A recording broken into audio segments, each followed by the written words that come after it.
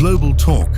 Global நேயர்களுக்கு ஏக இறைவனின் சாந்தியும் சமாதானமும் உண்டாவதாக. சென்ற மணித்தியாலங்களுக்குள் மத்திய கிழக்கில் தற்போது என்னெல்லாம் நடந்து வருகிறது என்பது சம்பந்தமாக சுருக்கமாக எடுத்து பார்ப்போம். இந்த வகையிலே நீண்ட நாளைக்கு பிறகு இன்று யமன் ஹூதிகளின் குரலான மேஜர் ஜெனரல் யஹ்யா சாரி அவர்கள் தனது உத்தியோகபூர்வ செய்தித்தளத்தில் மீண்டும் பரபரப்பான செய்தி ஒன்றை வெளியிட்டுள்ளார்.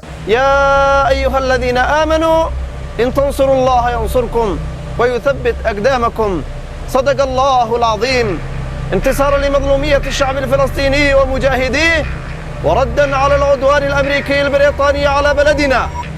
نفذت القوات المسلحة اليمنية عمليتين عسكريتين في البحر الأحمر وخليج عدن. العملية الأولى استهدفت سفينة سونيون النفطية التابعة لشركة تتعامل مع العدو الإسرائيلي. இன்று 27ஆம் தேதி இஸ்ரேலுக்கு சொந்தமான 2 எண்ணெய் கப்பல்களை செங்கடலுக்குள் மூழ்கடித்து விட்டதாக யஹ்யா சாரி தனது உத்தியோகபூர்வ செய்தித்தளத்தில் இன்று உலக மக்களுக்கு செய்தி வெளியிட்டுள்ளார். ஈரானை அமெரிக்கா தாக்குவதற்கு முன்னால் ஹூதிகள் தங்களுடைய தாக்குதலை மறுபடியும் ஆரம்பித்து விட்டார்கள். அதாவது உங்களுக்கு தெரியும், டொனால்ட் ட்ரம்புடைய காசா அமைதி திட்டத்தின் போது அந்த அமைதி திட்டத்தோடு எந்த சம்பந்தமும் இல்லை. ஆனால் ஒருதலை பட்சமாக தங்களுடைய செங்கடல் முற்றுகையை நீக்கி மிகவும் அமைதி காத்த நிலையில் சில காலம் இருந்தார்கள். அதனால ஹூதிகள் சம்பந்தமான எந்த ஒரு செய்திகளும் பெரிதாக வருவது கிடையாது. ஹூதிகள் கைப்பற்றியுள்ள பகுதிகளை தவிர ஏனைய பகுதிகளை சவுதி அரேபியா கைப்பற்றிய போது கூட ஹூதிகளோ எந்தவித சலனமின்றி அனைத்தையும் அவதானித்தபடி அமைதியாக இருந்தார்கள். செங்கடலிலோ அல்லது அரபிக்கடலிலோ செல்லும் எந்த கப்பல்களுக்கும் பேசப்படக்கூடிய அளவு இவர்கள் எந்தவித அச்சுறுத்தலையும் ஏற்படுத்தவில்லை. ஆனால் மறுபடியும் தற்போது வளமையான வேலையை நீண்ட நாட்களுக்கு பிறகு மறுபடியும் ஆரம்பித்து விட்டார்கள். இந்த வகையிலே சென்ற 2 நாட்களுக்கு முன் ஹூதிகள் அமெரிக்காவுக்கு ஒரு எச்சரிக்கையை விடுத்திருந்தார்கள். அது என்ன எச்சரிக்கை என்றால், நீங்கள் அதாவது அமெரிக்கா ஈரானை தாக்கினால் ஹூதிகள் அமெரிக்காவுடைய கப்பல்களையும் அமெரிக்கா நிலை கொண்டுள்ள இடங்களையும் தாக்குவதோடு இஸ்ரேலை மறுபடி மிக கடுமையாக தாக்குவோம் என்று அறிவிப்பை வெளியிட்டிருந்ததை நீங்கள் கேள்விப்பட்டிருக்கலாம். குறிப்பாக உங்களுக்கு தெரியும், கடைசியாக இஸ்ரேலோடு எந்த இடத்தில் முடித்துக் கொண்டார்கள் என்றால், இஸ்ரேல் வான்வழியாக யமனுக்குள் நுழைந்து பொதுமக்கள் இருக்கும் இடங்களை நோக்கி தாக்குதல் நடத்திய போது இவற்றுக்கு பதிலடியாக ஹூதிகள் என்றும் இல்லாத வகையில், அதாவது ஹமாஸோ ஹிஸ்புல்லாக்களோ இலக்காக கொண்டு நடைமுறைப்படுத்தாத ஒரு போர் யுக்தியை ஹூதிகள் கையில் எடுத்தார்கள். அதாவது ஹமாஸோ அல்லது ஹிஸ்புல்லாக்களோ இஸ்ரேலுடைய பொதுமக்களை தாக்குவது கிடையாது. ஆனால் இஸ்ரேல் என்ன செய்து, ஹமாஸ் இருக்கின்றான் என்று சொல்லி காசாவுக்குள் பொதுமக்களை தான் கொலை செய்து வருகிறான். ஆனால் எமது மார்க்க வரையறைகளில் பொதுமக்களை கொலை செய்ய முடியாது. இது இறைவனுடையதும் நபிகளாருடையதும் கண்டிப்பான வேண்டுகோள், அதாவது சட்டம். ஆகவே இந்த கேவலமாக இஸ்ரேல் செய்து வருகின்ற, அதாவது பொதுமக்களை கொலை செய்கிற வேலைகளை தற்செயலாக நடந்ததை தவிர இலக்காக கொண்டு ஹமாஸ் அல்லது ஹிஸ்புல்லாக்கள் இதனை பொதுமக்களை இலக்காக கொண்டு தாக்குதல் நடத்தவில்லை. தற்செயலாக அங்கு நடந்துள்ளது. ஆனால் அது திட்டமிட்ட தாக்குதல் அல்ல. ஏன் ஈரான் கூட இந்த விஷயம் செய்யவில்லை. 13 நாள் யுத்தம் நடந்தது இஸ்ரேலுக்கும் ஈரானுக்கும். அப்போது கூட ஈரான் ஒரு இடத்தை, அதாவது இஸ்ரேலுடைய ஒரு இடத்தை தாக்குதல் செய்வதற்கு முன்னதாக அந்த தாக்குதல் நடத்தப்படும் இடத்தை 15-20 நிமிடங்களுக்கு பிறகுதான் தாக்குதலை ஈரான் செய்துள்ளார்கள். அந்த அளவு பொதுமக்கள் விஷயத்தில் ஈரானும் அதே மார்க்க வரையறையை பேணி வந்தது. ஆனால் ஹூதிகளோ இறுதியாக இந்த இஸ்ரேலோடு நடந்த தாக்குதலில் இஸ்ரேல் போய் காசாவில் குண்டு வீசுவது போல யமனில் போய் பொதுமக்கள் இருக்கும் பகுதிகளில் குண்டு வீசிய போது பதிலுக்கு பதிலாக ஹூதிகள் இஸ்ரேலில் மக்கள் வாழ்ற பகுதிகள் மீது, குடியிருப்புகள் மீது மிகப்பெரிய சாரமாரி தாக்குதலை மேற்கொண்டார்கள். இந்த ஒரு சில தாக்குதலில் ஆயிரக்கணக்கான பொதுமக்கள் இறந்திருக்க வேண்டும், காயப்பட்டிருக்க வேண்டும் என்று ஊடகங்கள் தெரிவித்தது. அந்த செய்தி முழுமையாக பொத்தி வைத்தது இஸ்ரேல். இந்த தாக்குதல் நடந்த வேளை அந்த அளவு, அதாவது மிக தொகையான ஆம்புலன்ஸ் வண்டிகள் வந்து சென்றதை பொதுமக்கள் அங்கு ரகசியமாக வீடியோ செய்து சமூக வலைதளங்களில் பதிவிட்டிருந்தனர். அதாவது அந்த பதிவுகளில் எழுதப்பட்டிருந்தது, மிக தொகையான பொதுமக்கள் காயமடைந்து ஹூதிகளால் உயிரிழந்து விட்டார்கள், இஸ்ரேலுடைய வான் பாதுகாப்பு அமைப்புகள் தோல்வியடைந்து விட்டது என்று இஸ்ரேலிய பொதுமக்கள் சமூக ஊடகங்களில் எழுதியிருந்ததை நான் அப்போதே அதனை எனது செய்திகளில் பதிவிட்டிருந்தேன். அந்த அளவு மிகப்பெரிய தாக்குதல் பொதுமக்கள் மீது இந்த ஹூதிகள் செய்தார்கள். அதன் பின்னர் இந்த இஸ்ரேல் ஹூதிகள் மீது வான்வழி தாக்குதல் நடத்துவதை நிறுத்தியது. அதனை தொடர்ந்து டொனால்ட் ட்ரம்புடைய 21 அம்ச அமைதி திட்டம் காசாவில் அமுலான போது ஹூதிகளும் அமைதியாக இருந்தார்கள். ஆனால் இப்போது மறுபடியும் ஹூதிகள் கிளர்ந்தெழுந்து விட்டார்கள்.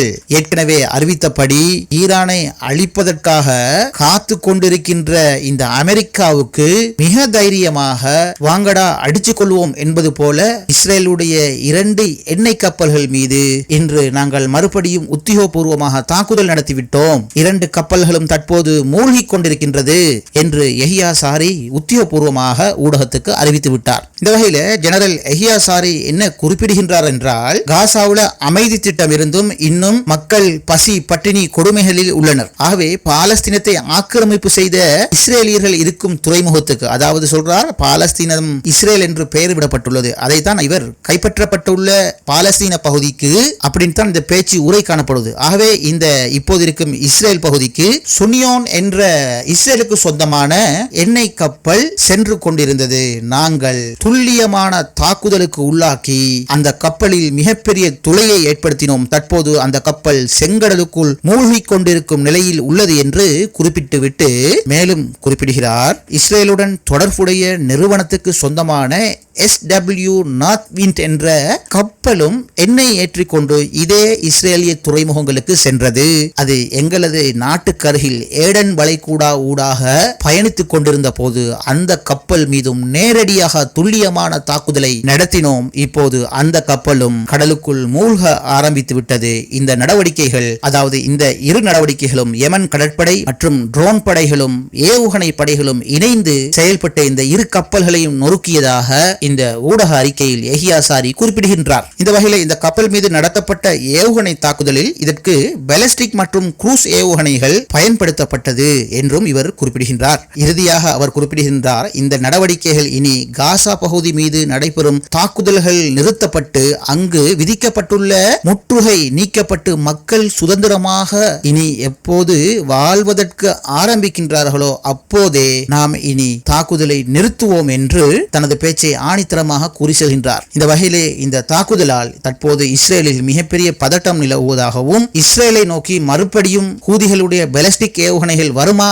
என்று மக்கள் மிகப்பெரிய அச்சத்தில் இருந்து கொண்டிருக்கின்றார்கள். இப்போது ஈரானுக்கும் அமெரிக்காவுக்கும் பதட்டம் இருந்து கொண்டிருக்கின்ற வேளை அமெரிக்கா ஈரான் மீது சற்று ஒரு தாக்குதலை ஆரம்பித்து விட்டாலோ முதல் அடி அமெரிக்காவுக்கு விழுமோ தெரியல, இஸ்ரேலுக்கு அடி விழும். அது ஒன்று ஹூதிகள் செய்வார்கள், அடுத்தது ஈரான் செய்யும். இதுதான் இப்போது ஈரானுடைய ஹூதிகளுடைய நிலைப்பாடுகள் என்று ஹூதிகள் தரப்பிலிருந்தும் ஈரான் தரப்பிலிருந்தும் வரும் செய்திகள் குறிப்பிடுகிறது. ஆகவே இஸ்ரேல் இப்போது மிகப்பெரிய பதட்டமான நிலையிலே உள்ளது. இந்த தாக்குதலுக்கு பிறகு தற்போது அமெரிக்க ஜனாதிபதி ஒரு அறிவிப்பை விடுத்துள்ளார். அதாவது, நாங்கள் ஈரானோடு பேச விரும்புகிறோம் என்று எடுத்த எடுவைகள் குறைந்து இப்போது பேச்சுவார்த்தைக்கு வர விரும்புகிறோம் என்று அவர் இன்று பேசியது அனைத்து ஊடகங்களிலும் ஒரு நகைப்புக்குரியதாக இருந்தது. இந்த அடிக்க போற என்று சொல்லி பெரும் பலத்தோடு ஈரானை சுற்றி நிற்கும் இந்த அமெரிக்க படை இப்போது பேச்சுவார்த்தைக்கு விரும்புவதாக குறிப்பிடுகிறது. ஆனால் உங்களுக்கு தெரியும், ஈரானை தாக்கப் போவதாக அமெரிக்கா கப்பல்களை மத்திய கிழக்கு நோக்கி அனுப்பி கொண்டிருக்கும் வேளையில் ஈரான் ஒருதலை பட்சமாக வாங்க நாங்கள் நேரடியாக 2 பேரும் பேசுவோம், அதாவது அமெரிக்காவும்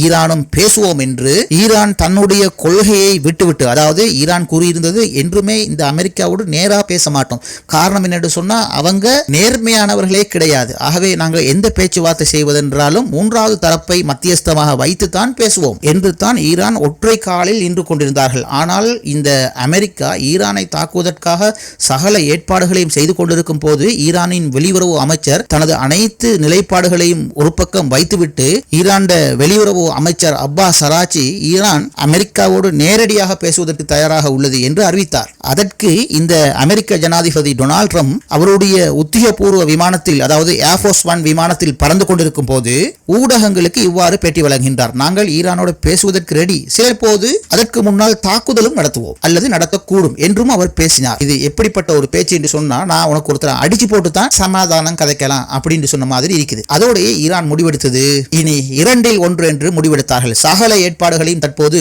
ஈரான் செய்துவிட்டார்கள். அடிக்கிறது தான் அழிக்கிறது தான், ஒன்று அழிந்து போவோம் அல்லது அழித்து விடுவோம் அப்படிங்கிற ஒரு விஷயத்தை ஈரான் அரசாங்கமும் ஆயத்துல்லா கொமைனியுடைய IRGCயும் உறுதி பூண்டு நின்றது. இப்போது இந்த ஹூதிகளுடைய தாக்குதலுக்கு பின்னால் அமெரிக்கா சமாதான தான் பேச விரும்புவதாகவும் சற்று முன்னர் கூட சகோதரர்களை நான் இலங்கையுடைய நம்பகரமான செய்தி பக்கத்தில் பார்த்தேன். அதாவது ஜஃப்னா முஸ்லிம் என்று நினைக்கின்றேன், அந்த பக்கத்தில் எழுதப்பட்டிருந்தது டொனால்ட் ட்ரம்ப் ஈரானிடம் இவ்வாறு வேண்டிக் கொள்கிறாராம். அதாவது நாங்கள் ஈரானை தாக்குவோம், அதற்கு பதிலாக ஈரான் கடுமையாக பதிலளிக்க கூடாது, வாங்க ரெண்டு பேரும் மெதுவா தடவி சின்ன சண்டையோட போயிருவோம். அதாவது இதற்கு முன்னால் நாங்க நதான்ஸ் மீது குண்டு வீசணும் தானே, அது போல இப்ப நாங்க உங்களை ஒரு அடி அடிப்போம், நீங்க ஒரு அடி வாங்கி போட்டு சின்னதா எங்களுக்கு ஒரு அடி அடிச்சுட்டு விட்டுறணும், நாங்க மெதுவா கப்பல் எடுத்துட்டு போயிருவோம் அப்படிங்கிற மாதிரி தான் இப்போது ஏதோ நடந்து கொண்டிருப்பது போல தெரிகிறது. ஏன்னு சொன்னா நாங்க வந்துட்டோம் அடிக்கிறதுக்கு, இதுக்கு பிறகு திரும்பி போனா உலகம் என்ன நினைக்கும், உலகம் என்ன நினைக்குதோ இல்லையோ அமெரிக்க மக்கள் என்ன நினைப்பாங்க.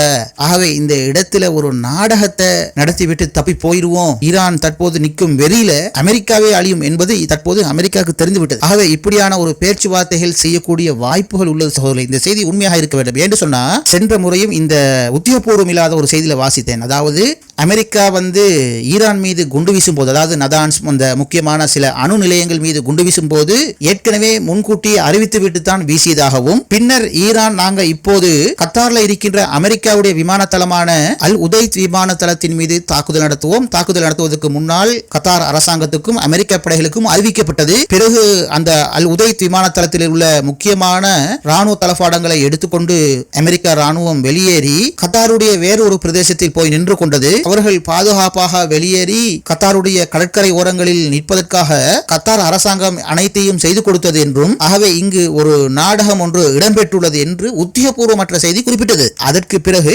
ஈரானுக்கும் இஸ்ரேலுக்கும் இடையிலான அந்த 2 வார போர் முடிவுக்கு வந்தது. ஆகவே இது உத்தியோகபூர்வமற்ற செய்தி என்றாலும் ஏதோ ஒன்று முன்கூட்டியே பேச்சுவார்த்தை அல்லது ஒரு திட்டமிடலோடு தான் இந்த விஷயம் நடைபெற்றிருக்க வேண்டும் என்று நமக்கு ஏதோ புரிகிறது. அதுபோல இப்போதும் அமெரிக்கா வந்துட்டாங்க, வந்து திரும்பிட்டு போகலாது, வந்ததுக்காக சாடையா அடிக்கிறோம், கொஞ்சம் தாங்கி கிடுப்பா அப்படின்னு செய்ய போறாங்களோ தெரியல. அதனால இப்படி ஒரு செய்தியும் தற்போது வெளிவந்துள்ளது குறிப்பிடத்தக்கது. இந்த நேரத்தில் இன்னொரு செய்தி வருவது, ஹிஸ்புல்லாவுடைய 2வது நிலை கமாண்டர் குறிப்பிடுகிறார், ஈரான் மீது அமெரிக்கா கை வைத்தால் இந்த மத்திய கிழக்கை பற்றி எரியும் என்று ஹிஸ்புல்லாக்கள் அறிவித்ததாகவும் செய்திகள் வெளிவருகிறது. உங்களுக்கு தெரிந்திருக்கும், நேற்று பதிவிட்டிருந்தேன், நேற்றைய முந்தைய தினம் பதிவிட்டிருந்தேன், லெபனானிய ஹிஸ்புல்லாக்களுக்கு வெற்றிகரமாக அதிநவீன ஹைப்பர்சோனிக் ஏவுகணைகளை ஈரான் கையளித்து விட்ட செய்தியும் நான் ஏற்கனவே குறிப்பிட்டிருந்தேன். இந்த வகையிலே சகோதரர்களை தற்போது உள்ள அனைத்து சூழ்நிலைகளையும் தகவல்களையும் கேட்கும் போது அமெரிக்கா ஈரான் மீது தாக்குதல் நடத்துவதற்கு வாய்ப்பு மிக குறைவாகவே உள்ளது. ஒன்று, தற்போது அமெரிக்காவில் மிகப்பெரிய பனி பொழிவு ஏற்பட்டுள்ளது. இதனால் சுமார் 700 மில்லியன் மக்கள் அமெரிக்காவை விட்டு வெளியேறி ஐரோப்பிய நாடுகளுக்கு தற்காலிகமாக சென்று கொண்டிருப்பதாக பரவலான செய்திகள் வருகிறது. குறிப்பாக அமெரிக்காவோட வாஷிங்டன் உட்பட பல நகரங்கள் பனிப்பொழிவினால் மூடப்பட்டு விட்டது. அங்கு விமானங்களை இயக்க முடியாது, மின்சாரத்தை வழங்க முடியாது, அன்றாட போக்குவரத்து உட்கட்டமைப்புகள் எல்லாம் மிகப்பெரிய பாதிப்பு அடைந்த நிலையில் மக்கள் காணப்படுவதாகவும் குறிப்பிடப்படுகிறது. ஆகவே இந்த சூழ்நிலையில் இப்போது இந்த டொனால்ட் ட்ரம்ப் ஈரானோடு போர் தொடுப்பாரா அல்லது சொந்த நாட்டை பார்ப்பாரா? இது தற்போது அமெரிக்கா மக்களிடையே பெரும் எதிர்ப்பை சம்பாதித்து விட்டது என்பது உங்களுக்கு தெரியும். அமெரிக்காவின் பல நகரங்களில் மக்கள் எழுச்சி போராட்டம் நடைபெற்றுக் கொண்டிருப்பதும் உங்களுக்கு தெரியும். இது மாத்திரம் இல்லாமல் இந்த டொனால்ட் ட்ரம்ப் உலகின் பல நாடுகளோடு பகையை வளர்த்துக் கொண்டார். குறிப்பாக அமெரிக்காவோட பாதுகாப்புக்காக உருவாக்கப்பட்ட நேட்டோ நாடுகளோடு கூட பகையை உருவாக்கி விட்டார். அதாவது நேட்டோ நாடுகளுக்கு அறிவிக்கின்றார், இதற்கு பிறகு உங்க நாட்டில் யுத்தம் ஏற்பட்டால் நீங்க தான் பொறுப்பெடுக்கணும். என்ன பொறுப்பு? ஆயுத செலவு நீங்க தான் பொறுப்பெடுக்கணும். எங்க நாட்டில் யுத்தம் ஏற்பட்டா நாங்க பொறுப்பெடுக்கிறோம், நீங்க வாங்க அப்படின்னு சொல்லி ஒரு திட்டத்தை நேட்டோ நாடுகளுக்கு இவர் பங்கு போட்டதால, என்னடாப்பா உங்களை நம்பித்தானே நாங்க நேட்டோக்கு வந்தோம், நாங்க அமெரிக்காவை நம்பித்தானே வந்தோம், எங்க நாட்டை யாராவது தாக்குனா அமெரிக்கா அவங்களோட செலவுல வந்து எங்க நாட்டை காப்பாற்றுவாங்க அப்படித்தானே நாங்க நினைச்சோம். ஆனால் இப்போது இந்த அமெரிக்கா அதை தலைக்குப்பராக மாற்றிவிட்டது என்ற மிகப்பெரிய அதிருப்தியை இந்த நேட்டோ நாடுகளிடம் உருவாகிவிட்டது. ஆகவே இந்த நேட்டோ நாடுகள் ஒருபோதும் அமெரிக்காவுக்கு உதவி செய்ய வரப்போவது கிடையாது. ஈரானோடு யுத்தம் ஆரம்பிக்கும் போது ஒன்றுக்கு ஒன்று என்று அமெரிக்காவும் இஸ்ரேலும் நிற்க தனித்து ஈரான் நிற்கும். மற்ற ஐரோப்பிய நாடுகள் எல்லாம், இந்த நேட்டோ நாடுகள் எல்லாம் அமைதியாக இந்த யுத்தத்தை பார்த்து கொண்டிருக்கும். வெளிப்படையாக அமெரிக்காவோடு பக்கம் நிற்பது போல தென்பட்டாலும் ஈரான் நல்ல சாத்து கொடுக்கணும் அப்படின்னு சொல்லி நிச்சயமாக இந்த ஐரோப்பா நேட்டோ நாடுகள் விரும்புகிறது. அந்த அளவு இந்த டொனால்ட் ட்ரம்போடு இந்த நேட்டோ ஐரோப்பிய நாடுகள் முரண்பட்டு நிற்கின்றது. குறிப்பாக இந்த கிரீன்லாந்து விடயம், அமைதியாக இந்த கிரீன்லாந்தை ஆக்கிரமிக்க போறேன்னு சொல்லி படாத பாடுபடுத்தி வருகின்றார் இந்த டொனால்ட் ட்ரம்ப். ஆகவே சுற்றுவட்டம் முழுதாக இந்த டொனால்ட் ட்ரம்புக்கு சாதகமான சூழ்நிலையை ஏற்படுத்தி கொடுக்கவில்லை என்பது அனைத்து தகவல்களையும் ஒட்டுமொத்தமாக நோக்கும் போது புரிய கிடைக்கின்றது. ஆகவே இவையெல்லாம் கடந்து இதற்கு பிறகும் ஈரானோடு யுத்தம் செய்வதற்காக இந்த அமெரிக்கா செல்லுமானால் உலகில் இவரை விட முட்டாளான ஒரு அமெரிக்க தலைவர் இருக்க முடியாது என்பதே யதார்த்தமாகும். சரி நேயர்களே, நேயர்களே, மீண்டும் அடுத்த நல்லதொரு தகவலோடு மீண்டும் சந்திப்போம். இது குளோபல் நூலகத்துடைய குளோபல் டாக் நிகழ்ச்சி.